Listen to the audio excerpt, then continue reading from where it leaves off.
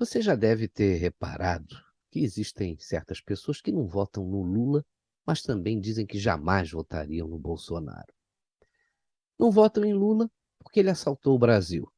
Quanto ao Bolsonaro, acham que ele é tosco, mal educado, alguns chamam até de misógino, que não tem postura para ocupar o cargo de presidente da República, tem pavio curto e deveria falar menos. O que eu acho engraçado é que muitas dessas pessoas acabam embarcando aí nas narrativas da velha imprensa e repetem sem questionar tudo que é veiculado contra o presidente e não conseguem enxergar o que ele fez de bom para o país nesses quase 4 anos. E olha, que apesar da pandemia e da guerra na Ucrânia, hein, eventos que abalaram aí a economia mundial. Mas eu acho que eu encontrei uma forma para tentar convencer as pessoas a votarem no único candidato que é capaz de impedir a volta de Lula ao local do crime.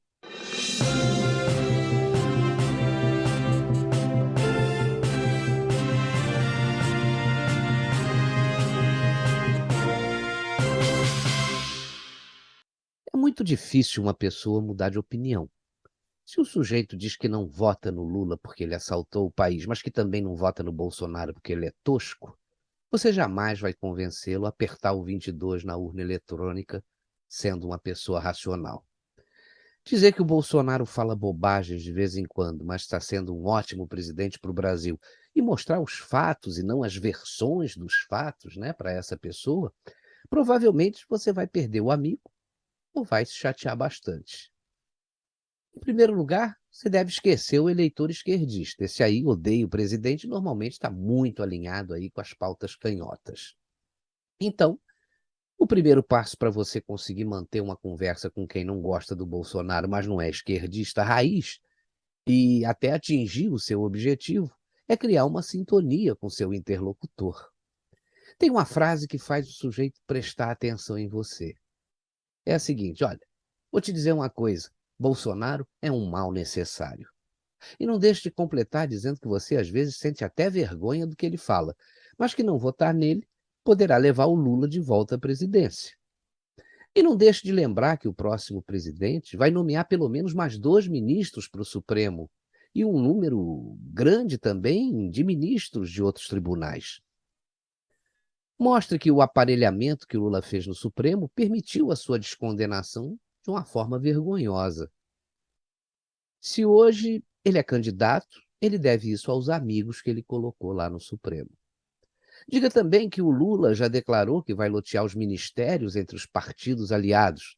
E a gente já viu esse filme num passado recente e sabe muito bem o que aconteceu.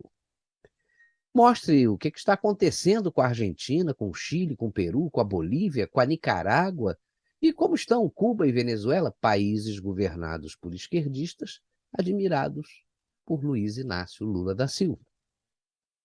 Lembre aí a quantidade de dinheiro que poderá sair dos cofres do BNDES para financiar obras de ditaduras amigas, né. Vai fazer tudo que ele fez? Olha aí, essa é mais uma, né.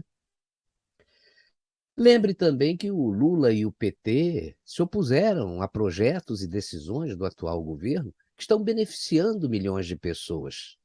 Fale aí sobre a redução do ICMS, né, que diminuiu o preço dos combustíveis e que Lula e o PT foram contra.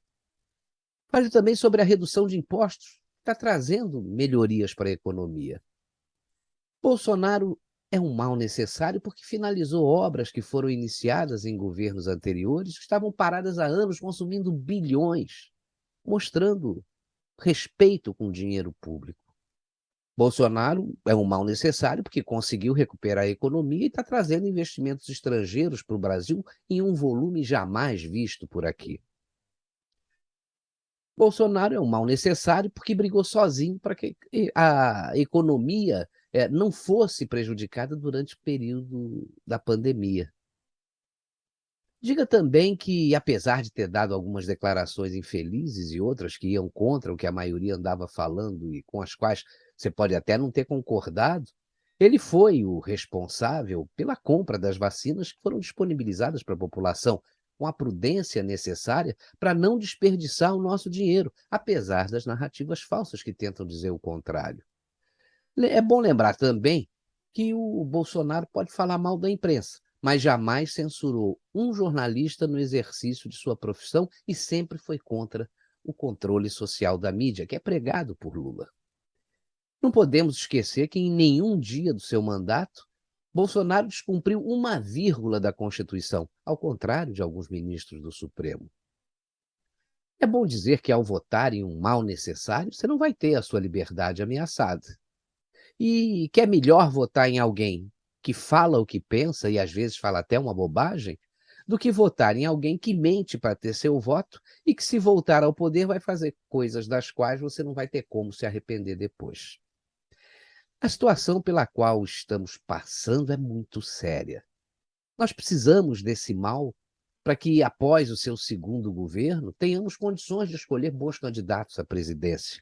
Um exemplo é o ex-ministro Tarcísio Gomes de Freitas, né?